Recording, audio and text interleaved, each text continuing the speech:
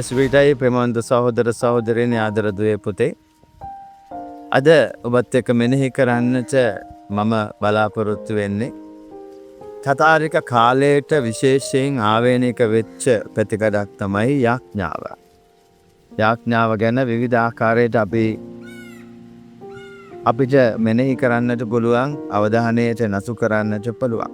ගොඩක් වෙලාවට අපි යාඥාව කියලා හිතාගෙන ඉන්නේ පල්ලයට ඇවිල්ලා දැනගාගෙන අත් දෙක ඉහළට ඔසවාගෙන මොනවා හරි දෙවියන් වහන්සේට කියන එක.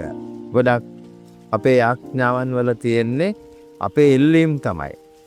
ඒතර මේ යාඥාව ගැන බොහොම පැහැදිලිව සමිනාහස්ය අපට කියා දෙලා තියෙනවා පරමණ්ඩල යාඥාය, ස්වර්ගයේ වැඩ සිටින යාඥාවේ.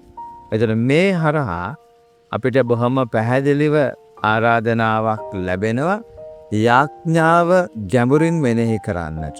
අපි මීට පෙරත් යාඥාව ගැන මෙනෙහි කළ ස්වර්ගයේ වැඩ සිටින යාඥාව හරහා යාඥාව අද ඔබත් එක්ක මෙනෙහි කරන්නට යන්නේ දෙවියන් වහන්සේ අභියස නිහඬව සිටීමත් යාඥාවක්. උන්වහන්සේට සවන් දීම යාඥාවක්.